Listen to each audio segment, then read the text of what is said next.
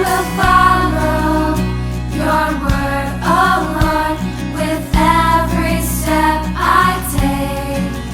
I will listen to you, oh Lord, for you will show me the way. Your word. 이 시간 함께 나눌 하나님의 말씀은 마태복음 5장 7절의 말씀이 되겠습니다. 긍휼히 여기는 자는 복이 있나니 저희가 긍휼히 여김을 받을 것이며. 아멘. 한국전쟁 당시에 일어났던 일이라고 합니다. 일사후퇴 때 피난을 가던 임산부가 산통을 느끼고 어느 다리 밑에서 해산을 했다고 합니다. 어느 누구의 도움을 받을 수도 없는 엄동설한 피난길에서 아무 준비도 없이 아이를 낳게 된 여인은 자신이 입은 옷을 모두 벗어 핏덩어리 아이를 감싸고, 그래서 그 아이가 추위에 상하지 않도록 자신의 온몸으로 덮고, 그리고 알몸이 된 자신은 추위에 얼어 죽어갔다고 합니다. 이튿날 그 다리 위를 지나가던 미운의 집차가 고장으로 그 위에 멈춰서게 되었다고 하는데요. 그래서 차에서 내린 어느 미군의 귀에 가느다란 아이의 울음이 들려왔다고 합니다. 그 소리를 따라갔던 미군의 눈에 걸친 것이 없이 얼어 죽은 여인의 품에서 울고 있는 아이를 발견하게 되었고, 이 미군은 그 여인을 묻어주고 그 품속의 아이를 입양하여 미국으로 데려갔다라고 합니다. 어느덧 아이가 자신의 정체성에 대해 고민할 만큼 성장했을 때 그 아이를 데리고 한국으로 와서 자신이 묻어주었던 여인의 무덤 앞에서 아이의 그 출생에 대해 이야기를 해줬다고 합니다. 그 이야기를 듣고 있던 아이가 자신의 옷을 모두 벗어 그 무덤에 덮고 몸으로 무덤을 안으면서 오열을 했습니다. 어머니 얼마나 추우셨습니까? 이름도 얼굴도 누군지도 모르는 어머니였지만 온몸으로 자신을 감싸고 추위에 얼어 죽어갔던 어머니에 대한 그리움과 아픔으로 아이는 몸부림을 쳤다고 합니다. 몇 번인가 들었던 이야기지만 이 이야기는 들을 때마다 눈물이 나는 것을 어찌할 수가 없는 것 같습니다. 이사야 49장 15절 말씀에 여인이 어찌 그 젖먹는 자식을 잊겠으며 자기 태어난 아들을 긍휼히 여기지 않겠느냐. 그들은 혹시 잊을지라도 나는 너를 잊지 아니할 것이라. 하나님이 그렇게 말씀하셨습니다. 이 말씀에서 여인이 자기의 태어난 아들을 향한 그 긍휼이 라함이라는 말인데요. 이 라함이란 말은 여인의 자궁을 의미하는 데서 나온 말이라고 합니다. 사랑하다, 측은히 여기다, 자비를 베풀다, 불쌍히 여기다라는 뜻을 담고 있는 말인데, 핏덩이 아이를 위하여 자신의 모든 것을 벗어주고 얼어 죽어간 이름 없는 어머니의 이 이야기는 긍휼의 단어의 의미를 너무나 잘 가르쳐주고 있는 것 같습니다. 그런데 이사야 49장 15절 말씀에서 주님은요, 그들은 혹시 잊을지라도 나는 너를 잊지 아니할 것이라 그렇게 말씀하고 계십니다. 태어난 자식을 위하여 이렇게 자신을 희생한 어머니의 이야기도 있지만, 그러나 세상의 모든 여인들이 다 그런 것은 아닌 것 같습니다. 여름날 뜨거운 차 안에 아이를 놓아두고 쇼핑을 하던 여인이 쇼핑에 너무나 몰두하다가 잠시 아이를 잊어버려서 큰 문제가 일어난 이야기가 심심치 않게 들려오곤 합니다만, 하나님은 그들은 혹시 잊을지라도 나는 너를 잊지 아니할 것이라 그렇게 말씀을 하고 계십니다. 개역개정성경 에레미야 31장 20절 말씀에 에브라임은 나의 사랑하는 아들 기뻐하는 자식이 아니냐. 내가 그를 책망하여 말할 때마다 깊이 생각하노라. 그러므로 그를 위하여 내 창자가 들끓이리니 내가 반드시 그를 불쌍히 여기리라. 여호와의 말씀이니라. 이렇게 말씀하고 있습니다. 자식을 향한 창자가 끊어질 듯한 마음, 이것이 하나님의 긍휼이라고 하는 것입니다. 여러분, 우리는 이러한 하나님의 긍휼을 만나는 곳이 있는데요, 그것은 바로 골고다 십자가에서 만나게 됩니다. 그 십자가는 주님의 이 긍휼하심이 나타난 곳이며 그 긍휼이 확증된 곳이라는 것입니다. 엄동설안의 여인은 자신의 옷을 벗어 아기를 감싸 주었지만은 십자가에서 주님은 자신의 온몸을 찢어 우리에게 입혀 주셨습니다. 그 찢기신 몸과 흘리신 피는 허물과 죄 가운데 죽어가는 죄인들을 용서하시고 그 죄를 가려주는 긍휼의 옷이 되었습니다. 로마서 4장 7절로 8절 말씀에 그 불법을 사하심을 받고 그 죄를 가르심을 받는 자는 복이 있고 주께서 그 죄를 인정치 않는 자는 복이 있도다 라고 말씀하셨습니다. 여러분, 그 십자가에 나타내신 하나님의 긍휼로 사함받지 못할 불법이었고 또 그 긍휼로 가려움을 받지 못할 죄가 없다라고 하시는 것입니다. 사도 바울은 그러한 십자가의 긍휼에 대하여 우리가 참으로 알기를 원한다라고 그렇게 말하고 있습니다. 에베소서 3장 18절로 19절 말씀에 능히 모든 성도와 함께 지식에 넘치는 그리스도의 사랑을 알아 그 넓이와 길이와 높이와 깊이가 어떠함을 깨달아 하나님의 모든 충만하신 것으로 내게 충만하게 하시기를 구하노라 라고 그렇게 말했습니다. 참으로 감사하게도 저와 여러분은요 하나님의 이 놀라우신 긍휼을 덧입은 자들이라는 것입니다. 그러나 여러분 이 긍휼을 덧입게 된 그 이유는 우리에게는 전혀 없다는 사실입니다. 저와 여러분에게는 그것을 받을 만한 자격이 있고 가치가 있어서 그 긍휼을 받는 것이 아니라는 것입니다. 그 긍휼하심의 이유는 전적으로 하나님께만 있습니다. 그것은 오직 하나님 안에 충만하신 자비하심과 은혜로우심과 창자를 끓는 것 같은 불쌍히 여기심 때문에 있는 것입니다. 라함, 곧 자신의 자궁에 자라는 태아를 향한 어머니의 마음 같은 긍휼 때문이라는 것입니다. 아들을 향한 아버지의 창자를 끓는 것 같은 마음, 그 긍휼 때문이라는 것입니다. 여러분, 우리는 이 긍휼이 여김을 받은 행복자들입니다. 근데요, 여러분, 여기서 이 행복자들이 놓치고 있는 중요한 사실이 하나 있습니다. 하나님께 이러한 긍휼이 여김을 받은 자에게는 한 가지 반드시 준수해야 할 의무가 주어진다라고 말씀하고 있다는 사실입니다. 그것은 바로 자기도 다른 일을 긍휼히 여겨야 하는 의무인 것입니다. 오늘 말씀 마태복음 5장 7절에서 그리스도께서 긍휼히 여기는 자는 복이 있나니 저희가 긍휼히 여김을 받을 것이며 라고 하셨는데요. 긍휼히 여기는 자가 긍휼히 여김을 받게 된다는 말씀은 동시에 긍휼히 여기지 않는 자는 긍휼히 여김을 받지 못한다는 말씀이 되기도 합니다. 그리고 나아가서 긍휼의 그 의무를 저버린다면 이미 받은 긍휼도 잃어버릴 수가 있다라고 주님은요 마태복음 18장에서 1만 달란트 빚진 자를 이야기로 해서 우리에게 경고하고 계십니다. 임금님께 빚을 진 자가 어느 날 임금님으로부터 호출을 당하여 임금님 앞으로 나갔습니다. 임금님이 그에게 빚 갚을 것을 요구했는데 문제는요 그 사람은 도무지 그 빚을 갚을 길이 없었다라는 것입니다. 그도 그럴 것이 그가 진 빚의 액수는 1만 달란트나 되었기 때문입니다. 이 달란트는 로마의 화폐 단위인데 한 달란트는 6천 데나리온으로서 한 명의 노동자가 16년을 일해야 받을 수 있는 그런 금액이었습니다. 말하자면 그가 임금님께 진 빚은 16만 년을 일해야만 갚을 수 있는 그런 액수였다는 것입니다. 예수님 당시에 노예의 최고의 몸값이 2천 데나리온이었다고 하는데요. 그렇다면 1만 달란트는 바로 3만 명의 노예의 몸값이었고요. 로마가 당시 식민지 사마리아와 갈릴리, 베레와에서 징수한 금액이 800달란트 정도였다고 합니다. 그런 세금의 16배나 되는 엄청난 액수가 바로 1만 달란트라는 것입니다. 말하자면 그는 어디로 피하거나 떼어먹거나 도망갈 수도 없는 대상, 임금님이라는 절대 권력을 가진 채권자에게 갚을 수 없는 빚을 진 채무자였다라는 것입니다. 그런 그는 임금님 앞에 불려가 임금님의 처분만을 기다릴 수밖에 없게 됩니다. 빚 갚을 수 있는 길도 방법도 능력도 없는 그에게 임금님의 추상 같은 명령이 떨어집니다. 마태복음 18장 25절 말씀에 주인이 명하여 그 몸과 처와 자식들과 모든 소유를 다 팔아 갚게 하라 라고 하시는 명령을 내리십니다. 이것은 반드시 그에게 그 빚에 대한 책임을 묻고 기어이 그 빚을 받아내고야 말겠다는 임금님의 단호한 의지가 드러난 명령이었습니다. 이러한 상황 속에서 빚진 자가 할 수 있는 것은 없었습니다. 그가 할 수 있는 것은 그저 그 임금님 앞에 엎드려 비는 것밖에 없었습니다. 마태복음 18장 26절 말씀에 그 종이 엎드려 절하며 가로되 내게 참으소서 다 갚으리이다 라고 했습니다.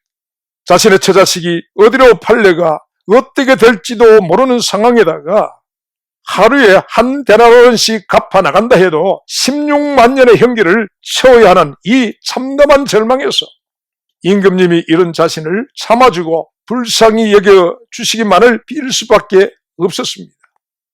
그러한 그는 임금님 앞에 엎드려 심한 통곡과 눈물로 간구와 손을 올리게 됩니다. 얼마나 애절하게 빌었겠습니까? 마침내 그 채무자의 처절한 간청을 듣고 있던 임금님의 마음에 동요가 일어났습니다. 그에 대한 동정과 자비심이 일어난 것입니다. 그래서 마침내 27절 말씀에 그 종의 주인이 불쌍히 여겨 놓아보내며 그 빛을 탕감하여 주었다라고 합니다. 우리는 여기서 최고의 통치자로서 그의 백성을 불쌍히 여기는 그 임금님의 자비를 볼 수가 있습니다. 그래서 그 빚진 자는 자신의 모든 빚을 한순간에 탕감을 받을 수 있게 되게 됩니다. 그 빚의 굴레를 벗어나 자유한 자가 되었습니다. 얼마나 기쁘고 좋았을까요? 얼마나 행복했을까요? 여러분, 이것은요, 십자가의 긍휼로 죄사함을 받은 저와 여러분들의 이야기이기도 한 것입니다. 성경은 우리가 바로 하나님의 긍휼로 말미암아 이러한 1만 달란트의 죄의 빚을 탕감받은 자라고 말씀하고 계시는 것입니다. 이런 우리에게는 이러한 탕감받은 자의 기쁨이 있고 자유가 주어지게 되었습니다. 그런데 여러분, 문제는요, 여기서 이 이야기가 끝나지가 않았다는 것입니다. 그랬으면 참 좋았겠는데 이 이야기는 계속 이어지고 그 끝에는 반전이 있습니다.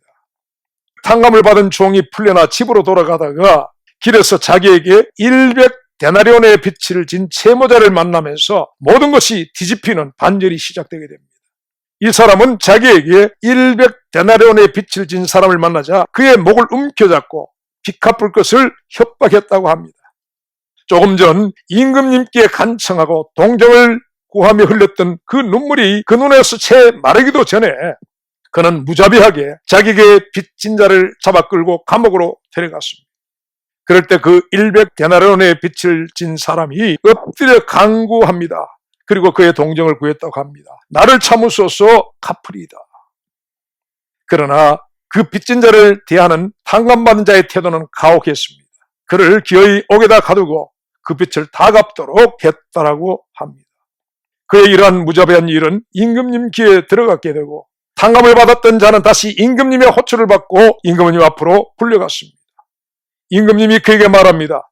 악한 종아, 네가 빌기에 내가 네 빚을 전부 탕감하여 주었거늘 네가 너를 불쌍히 여김같이 너도 내 동관을 불쌍히 여김이 마땅치 아니하느냐 하고 주인이 노하여 그 빚을 다 갚도록 저를 옥절에게 붙이니라 라고 했습니다. 그에게 주어졌던 탕감이 취소가 된 것입니다. 임금님의 긍휼은 거두어지게 된 것입니다. 그가 자기에게 빚진 자에게 행했던 것처럼 긍휼이 사라진 심판과 형벌의 자리에 그는 다시 세워지게 되었습니다. 여러분, 이 종이 알지 못한 한 가지는 임금님으로부터 불쌍히 여김을 받는 순간 자기도 자기에게 빚진 자를 불쌍히 여겨 주어야 하는 의무가 주어졌다는 사실이었습니다. 이 의무를 알지 못했던 그는 100데나리온의 그 빚을 받기 위해 1만 달란트를 저버리는 어리석음으로 회복할 수 없는 잘못을 범하게 된 것입니다. 여러분, 주님은요, 긍휼히 여기는 자는 긍휼히 여김을 받을 것이라 말씀하십니다.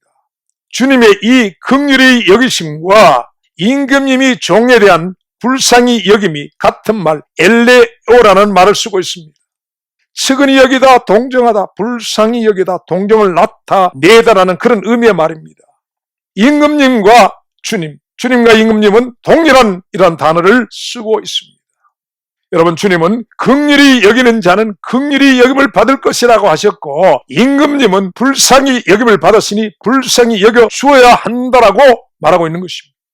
주님이 가르쳐 주신 기도에 우리가 우리에게 죄 지은 자를 사하여 준 것 같이 우리 죄를 사하여 주옵시고 라는 이 성경은요, 헬라에는 우리가 우리에게 빚진 자를 탕감하여 준 것 같이 우리의 빚도 탕감하여 주옵시고 라고 되어 있습니다. 성경은 우리의 범죄가 하나님께 빚진 것으로 말씀하고 있습니다. 그것도요, 1만 달란트라는 갚을 수가 없는 빚이라고 하는 것입니다. 이런 빚을 우리가 스스로 갚을 수 있는 능력도 없고 방법도 없고 길이 없는데 이러한 우리의 빚이 탕감을 받게 된다면은요, 그것은 전적으로 하나님의 긍휼히 여겨주심에 있다라고 하는 사실입니다. 오직 하나님 안에 있는 인자와 자비, 긍휼하심과 불쌍히 여겨주심에 있다라는 것입니다. 우리는 하나님의 아들이 우리의 죄값을 지불하시고 죽임을 당하신 그 십자가에서 우리의 1만 달란트를 탕감해 주시는 하나님의 긍휼을 만나게 되는 것입니다. 그리고 우리는 그곳에서 죄짐의 그 빚짐이 벗겨지고 탕감을 받게 되게 되는 것입니다. 긍휼히 여김을 받게 되는 것입니다. 그리고 여러분, 여기서 더욱 중요한 것은 동시에 긍휼히 여기는 자가 더해야 하는 의무도 함께 부여를 받게 되었다는 사실입니다. 여러분, 이 의무의 준수의 여부를 따라서 그 긍휼하심이 지속이 될 것인가 아니면 취소될 것인가가 결정이 된다는 것입니다. 마태복음 6장 14절로 15절 말씀에 너희가 사람의 과실을 용서하면 너희 천부께서도 너희 과실을 용서하시려니와 너희가 사람의 과실을 용서하지 아니하면 너희 아버지께서도 너희 과실을 용서하지 아니하시리라 라고 주님이 말씀해 주셨습니다. 그리고 마태복음 18장 35절 말씀, 너희가 각각 중심으로 형제를 용서하지 아니하면 내 천부께서도 너에게 이와 같이 하시리라 말씀하고 계십니다. 여러분, 주님의 이 말씀에 의하면요, 1만 달란트의 탕감은 취소가 될 수 있다라 하시는 것입니다. 그리고 탕감을 받게 했던 임금님의 그 긍휼은 취소가 될 수 있는 것이라고 하는 것입니다. 그 긍휼로 얻게 된 죄사함은 취소가 될 수가 있습니다. 곧 한 번 받은 구원이 영원한 것이 아니라는 말씀입니다.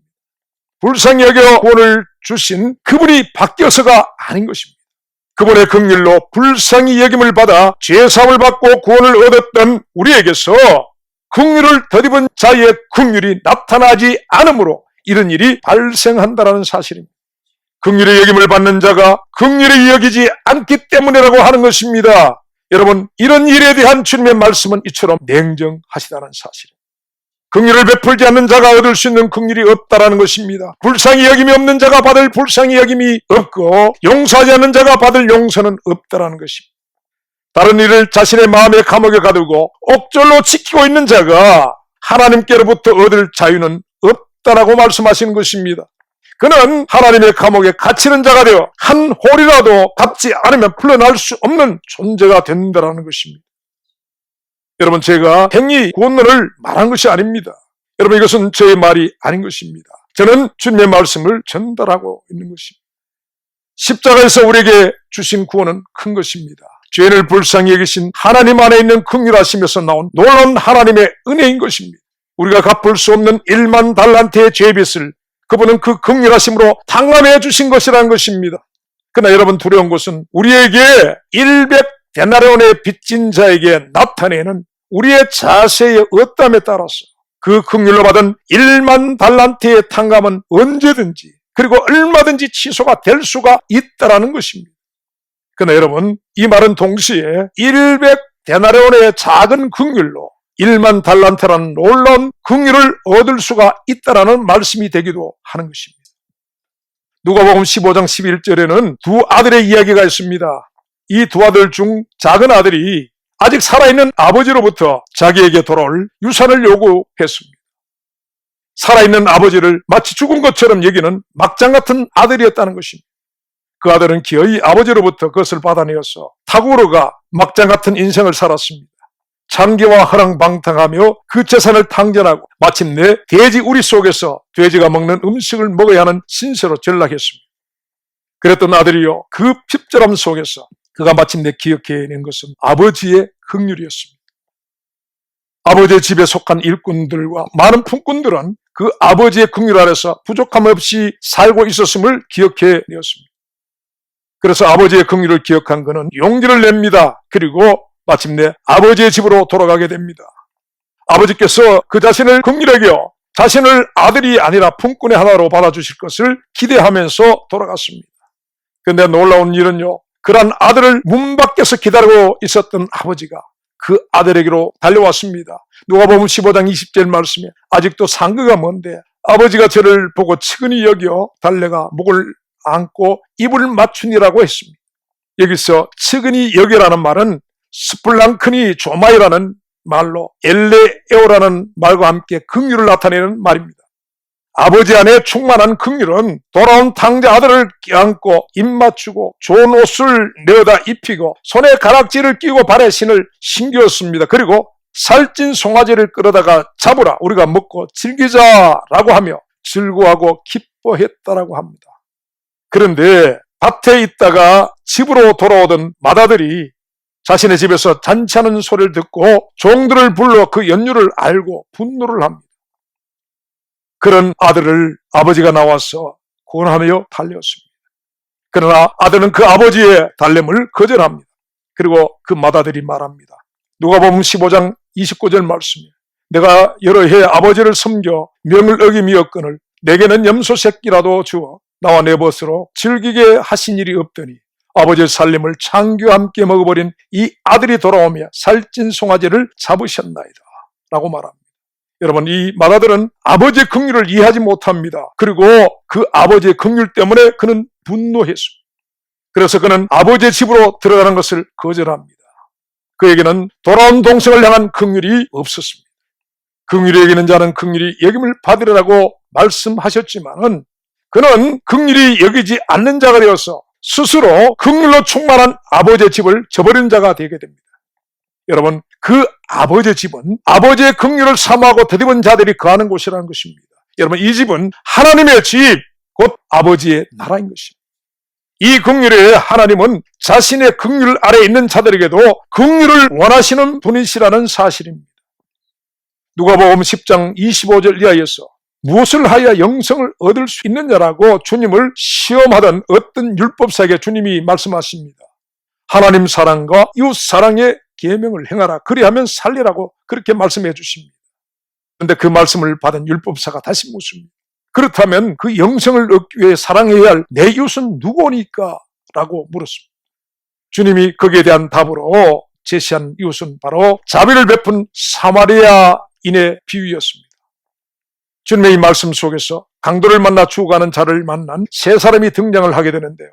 한 사람은 제사장이요, 또 한 사람은 레위인이요, 그리고 사마리아 사람이었습니다. 제사장과 레위인은요, 성전에서 드려야 할 제사를 위하여 그들은 부정을 입지 않고자 해서 강도를 만나 죽어가는 사람을 피하여 갔다라고 합니다. 그러나 이 사마리아인은 강도 만나 죽어가는 자를 불쌍히 여겼다고 합니다. 그를 유경에서 건지고 회복해 주었습니다. 여러분, 여기서 이 사마리아인의 불쌍히 여김이 바로 스불랑크니 조마이라는 긍휼입니다. 주님이 율법사에게 묻습니다. 이 세 사람 중에 누가 강도 맞는 자의 이웃이 되겠느냐? 주님의 이 말씀에 율법사가 대답합니다. 자비를 베푼 자니이다. 이 자비가 바로 엘레오스 긍휼입니다. 예수께서 이르시되 가서 너도 이와 같이 하라, 그렇게 말씀을 하십니다. 여러분, 여기서 주님은 놀랍게도요, 영생 곧 구원을 말씀하시는 장면에서 사형리를 말씀하지 않았습니다. 영접 기도를 말씀하지 않으셨습니다. 예배와 금식 기도를 말씀하지 않으셨다는 것입니다. 너도 가서 사마리아 사람처럼 내 이웃에게 긍휼을 베풀라라고 하셨다는 사실입니다. 여러분, 영생의 진리는요, 종교의식과 행위에서 나오는 것이 아님을 말씀하고 계십니다. 하나님의 사랑과 이웃에 대한 긍휼에 있다라고 말씀하시는 것입니다. 하나님의 긍휼의 십자가에서 용서와 구원을 더디부는 자라면 너도 내 이웃에게 그 긍휼을 나타내 보이라고 하시는 것입니다. 아무리 그럴듯한 종교적 명분이 있다고 하지만 제사와 성전의 일을 위해 죽어가는 이웃을 피하여 갔던 제사장과 레위는요, 100데나리온의 빚진 자의 목을 잡았던 1만 달란트 탕감받았던 자나 다를 것이 없다라는 것입니다. 강도 맞는 자에게 긍휼을 베푸는 이웃이 되지 아니하는 자의 예배와 종교의 행위가 그분에게 연락될 수 없음을 말씀합니다. 우리의 구원자이신 그리스도의 뜻은 분명합니다. 내가 긍휼을 원하고 제사를 원치 아니하노라 말씀하시는 분이십니다.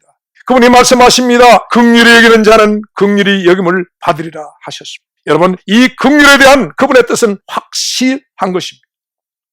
로마서 1장 29절에서 32절 말씀에 하나님이 사형에 해당한다라고 정하신 21가지의 죄목이 기록되어 있습니다.